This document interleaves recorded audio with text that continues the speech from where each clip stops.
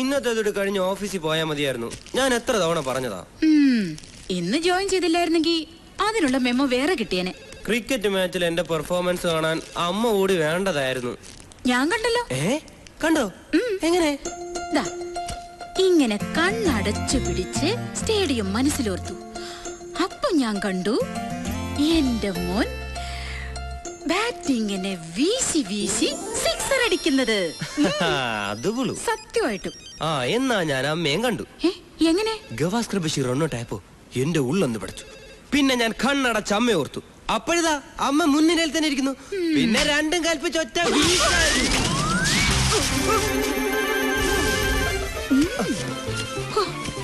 അയാള് കാണഞ്ഞത് ഭാഗ്യം. വാ. എന്നിട്ടെന്താ സ്റ്റേഡിയം വെറുപ്പിച്ചളഞ്ഞില്ലേ ഞാൻ. മുഖ്യമന്ത്രിയെ എനിക്കുള്ള പ്രൈസ് തരാൻ പോകുന്നത്.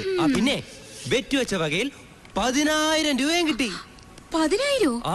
എന്നിട്ട് 10,000 രൂപ നീ എന്ത് ചെയ്തു? അത് നമ്മുടെ കാതിർക്കാട് മോളുടെ കല്യാണ ഫണ്ടിലേക്ക് കൊടുത്തു. അത് നന്നായിടാ. 4 പെമ്മക്കളല്ലേ ആ പാവത്തിന്. എന്തെങ്കിലും ഒരു ആപത്തുണ്ടായാ ഓടിയെത്താനും ആശ്വസിപ്പിക്കാനും ആ ഒരു കുടുംബേ ഉള്ളൂ നമുക്ക്. എന്താ ചെയ്യാന്നോർത്ത് ടെൻഷൻ അടിച്ചിരിക്കായിരുന്നു ഞാൻ. നന്നായി, അതൊരു പുണ്യായി. പറ.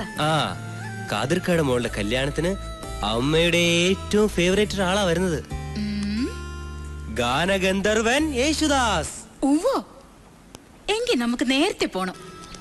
നമസ്കാരം മേയർ സാറേ. സാർ അല്പം ലേറ്റ് ആയി പോയി. കുറച്ചുകൂടെ നേരത്തെ ആയിരുന്നെങ്കിൽ ഗാനഗന്ധർവന്റെ പാട്ട് നേരിട്ട് കേൾക്കായിരുന്നു. അത് ഇനിയും കേൾക്കാമല്ലോ. ഇത് ഭയങ്കര പന്തലും സെറ്റപ്പ് ഒക്കെ ആണല്ലോ. അതെ, പാർട്ടി ഫണ്ടിലേക്ക് കാശ് വെച്ചാൽ ഇയാൾക്ക് ദാരിദ്ര്യ. ഇപ്പൊ പൂത്ത കാശ് ഇറക്കിട്ടുണ്ടല്ലോ. പടച്ചോനാണ് ഇത് നമ്മള് കോളേജിലെ കുട്ടികളെ സെറ്റപ്പാ. നിങ്ങൾ അകത്തേക്ക് ഞാൻ കുടിക്കാൻ എടുക്കാം. എന്തായാലും സംഗതി കൊള്ളാം. നമ്മുടെ നടേശൻ മന്ത്രിക്കെതിരെ കേസ് കൊടുത്തോളല്ലേ അത്? അതെ, അവള് തന്നെ. അമ്മയ്ക്ക് ഏതോണ്ട് സ്പെഷ്യൽ ആയിരിക്കും. കല്യാണ വീട്ടിൽ വന്നിരുന്ന് ബലസ് ആണല്ലോ. ഹലോ, എന്താ എത്ര വലിയ ചിരി? വേറെ ആരുടെയെങ്കിലും പേരിൽ പീഡന കേസ് കൊടുക്കാനുള്ള ഗൂഢാലോചനയാണോ? ഞങ്ങളുടെ മന്ത്രി നിങ്ങളുടെ എവിടെ കയറിയാ പിടിച്ചത്? കുറച്ചുകൂടി മാന്യമായിട്ട് സംസാരിക്കണം. മാന്യത പഠിപ്പിക്കാൻ നീ ആരടി? വേണ്ട. എന്താ എന്താ പ്രശ്നം? ഇവളെ ഒന്നും അന്തസ്സുള്ള തറവാട്ടി കയറ്റാൻ കൊള്ളത്തില്ല. വിജയൻ സാർ കച്ചറുണ്ടാക്കരുത്. ലോകം മുഴുവൻ അറിയപ്പെടുന്ന വലിയൊരു മനുഷ്യൻ എന്നോടുള്ള സ്നേഹം കൊണ്ട് വന്നിരിക്കുന്ന മംഗലപ്പുറയാണിത്. എന്താ കാതറേ പ്രശ്നം? ഒന്നുമില്ല ചേട്ടാ, ഇത് നമ്മുടെ കോർപ്പറേഷൻ മേയർ വിജയൻ സാർ. സാറേ, ഉള്ള കാര്യം കണ്ട എനിക്ക് പറയാതിരിക്കാൻ പറ്റത്തില്ല.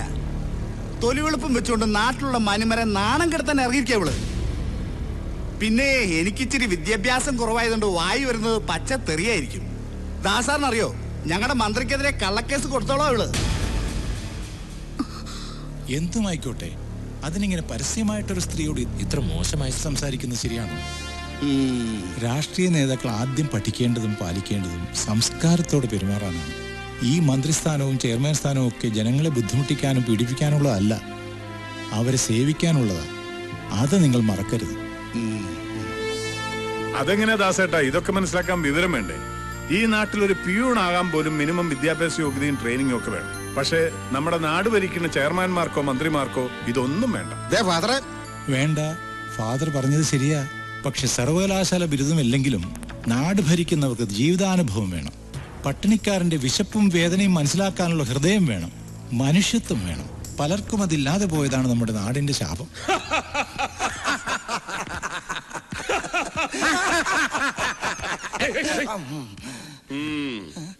എന്തായാലും സംഗതി അസലായി. നടേശൻ മിനിസ്റ്ററോട് കളിച്ചാൽ കളിസംഘം കല്യാണ വീട് വരെ എത്തുമെന്ന് അവൾക്ക് ഇപ്പൊ ബോധ്യമായി കാണും. അല്ലേ തങ്കപ്പ?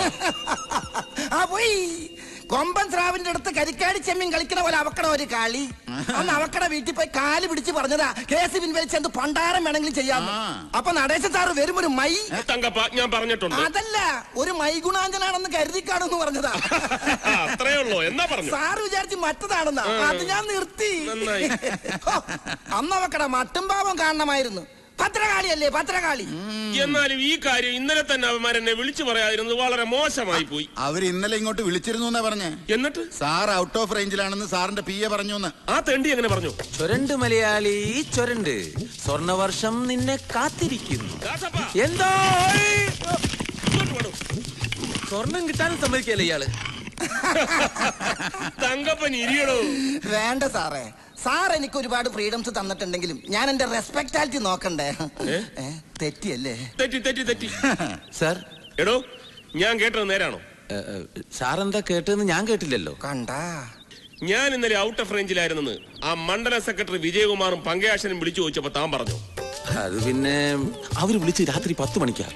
സാർ ഇന്നലെ പേഴ്സണൽ ഗസ്റ്റ് ഹൗസിലായിരുന്നല്ലോ, അതുകൊണ്ടാ അങ്ങനെ പറഞ്ഞേ. അതവൻ പറഞ്ഞത് നേരാ. ഗസ്റ്റ് ഹൗസിൽ ചെന്നാ 8 മണിയാവുമ്പോഴേക്കും സാർ ഔട്ട് ഓഫ് റേഞ്ച് ആവും. 9 മണിയായാല് സ്വിച്ച് ഓഫ് ആവും. അല്ല, ഈ വീക്ക്നെസ് ഒന്നും നമ്മുടെ അണികൾക്ക് അറിയില്ലല്ലോ. അറിഞ്ഞാലും നടേശൻ ഒരു ചുക്കുമില്ല. തങ്കപ്പ, എന്തോ ഈ മന്ത്രിപ്പണി എന്ന് പറയുന്നത് തന്നെ പോലെ ചുമ്മാ MLA പണിയല്ല. നാട്ടുകാരോടും കൂട്ടുകക്ഷികളോടും പ്രതിപക്ഷത്തോടും ഒക്കെ വികസനം എന്ന് പറഞ്ഞ് വായിട്ടലിച്ച് ഓരോ പദ്ധതികൾ ഉണ്ടാക്കി 10 കാശുണ്ടാക്കുമ്പോ മനുഷ്യന്റെ ഊപ്പാട് വരും. അപ്പൊ ചില വീക്ക്നെസ്സുകളൊക്കെ ആകാം. ഈ ടെൻഷന്റെ ഇടയിൽ ചില റിലാക്സേഷൻ ഒക്കെ വേണ്ടേ? ഏത് അതെ, മറ്റു മന്ത്രിമാരെ പോലെ അത്ര വലിയ കുഴപ്പമൊന്നും നടേശൻ സാറിനില്ല. വെറും സിമ്പിൾ 3 വീക്ക്നെസ്. MPL. അതെന്നത് MPL? ഞാൻ പുതുതായിട്ട് കേൾക്കാണല്ലോ. മണി, പവർ ആൻഡ് ലേഡീസ്. പച്ച മലയാളത്തിൽ പറഞ്ഞാൽ പണം, പദവി, പെണ്ണ്. മുഴുവൻ വീക്ക്നെസ്സുകളുള്ള മന്ത്രിമാരുടെ ഇടയിൽ വെറും 3 വീക്ക്നെസ് ഉള്ള ഞാൻ ആദർശിതിരുന്നല്ലോടോ. അല്ലേലും ഇച്ചിരി വീക്ക്നെസ് ഇല്ലാത്തവരായിട്ട് ആരാ ഉള്ളേ? അതുള്ളതാ. ദേവലോകം ഭരിച്ചിരുന്ന ഹൈക്കമാൻഡ് ദേവേന്ദ്രൻ വരെ എത്ര പെണ്ണുങ്ങളാണ് പീഡിപ്പിച്ചിട്ടുള്ളത്. അതെ, ദേവേന്ദ്രൻ ആയതുകൊണ്ട് അത് എഴുതി തള്ളി. ഈ പെണ്ണുങ്ങളൊക്കെ കേസ് കൊടുക്കാൻ പോയ ദേവേന്ദ്രന്റെ സ്ഥിതി എന്താകും? ഇത് ചുമ്മാ മോഹം കൊണ്ടൊന്ന് കൈമാറി കയറി പിടിച്ചെന്ന് വെച്ച് അല്ല, എനിക്ക് അറിയാൻ മേലാ ഞാൻ ചോദിക്കുക. IAS-കാരും IPS-കാരും പിടിച്ചോ മന്ത്രി പറയാൻ ക്യൂ നിൽക്കുക. അപ്പൊ പിന്നെ ബഹളം വെക്ക ഇവിടെ മോണിക്ക വിസ്കിയ. തെറ്റിയല്ലേ? തെറ്റി. മോണിക്ക 11. നടേശൻ സാറ് വേണ്ടാന്ന് പറഞ്ഞിട്ടല്ലയോ? ഇല്ലേൽ അവളുടെ പില്ലർ അടിച്ചതൊക്കെ ഫൗണ്ടേഷൻ ഞാൻ ഇളക്കത്തില്ലായിരുന്നോ? അതൊന്നും വേണ്ട പാപ്പച്ച. അല്ലാതെ തന്നെ ഞാൻ അവളെ എന്റെ കാൽച്ചുവട്ടിൽ കൊണ്ടുപോയി. മിനിസ്റ്റർ നടേശൻ ഒന്ന് ആഗ്രഹിച്ചാൽ അത് നേടിയേ അടങ്ങും. കേസിന്റെ വിധി ഒന്ന് വന്നോട്ടെ. വിധി എന്തോ ആയിക്കോട്ടെ, തോറ്റാലും ജയിച്ചാലും ഞാനതിന് കാര്യമാക്കുന്നില്ല. ഇപ്പൊ തന്നെ ഒരു ജീവപര്യന്തം ശിക്ഷ അനുഭവിച്ചതിന് തുല്യായി. ജീവപര്യന്തം ശിക്ഷ അനുഭവിച്ച ഒരാൾക്ക് വധശിക്ഷ കൂടി കൊടുക്കണമെന്ന് ഒരു കോടതിയും പറയില്ലല്ലോ. അത് തന്നെയാ ഞാനും പറയുന്നത്. വിധി ന്യായം കേൾക്കാൻ അമ്മേനി കോടതി വരാതെ പോയി കാത്തിട്ട് നിൽക്കണ്ട. നമ്മൾ ഒരുമിച്ച് നാളെ കോളേജിലേക്ക് പോകുന്നു. വേണ്ട മോനെ, ആളുകൾ കൂടിനടുത്ത് പോകാൻ എനിക്കിപ്പൊ പേടിയാ. ഇനി കുത്തുവാക്ക് കേൾക്കാൻ വയ്യ. അമ്മ ആരും ഒന്നും പറയില്ല. മുഖ്യമന്ത്രിയുടെ കയ്യിൽ നിന്ന് ഞാൻ പ്രൈസ് വാങ്ങുന്ന കാണാൻ എന്റെ അമ്മ മുൻനിരയിൽ തന്നെ ഉണ്ടാവണം. എന്നാലും ഇല്ല. പിന്നെ എന്റെ പൊട്ട സ്കൂട്ടറിന്റെ ബാക്കിൽ അമ്മ ഇരുത്തിക്കൊണ്ടുവന്ന കാര്യം ഓർക്കുമ്പോഴാ ആ ലേഖയും ജൂലി എന്നെ കണ്ട അപ്പം തുടങ്ങും. എന്റെ പൊന്ന് രമേശ, ഈ പാട്ട് വണ്ടി കളഞ്ഞിട്ട് ഒരു ബൈക്ക് വാങ്ങിക്കൂടെന്ന്. 999 രൂപ ഡൗൺ പേയ്മെന്റ്, ബൈക്ക് കൊടുക്കണ എന്റെ പരസ്യമുള്ള ഒരു പേപ്പറും കൊണ്ടുവന്നു. ഇവിടെ എവിടെയോ കാണണോ അത്?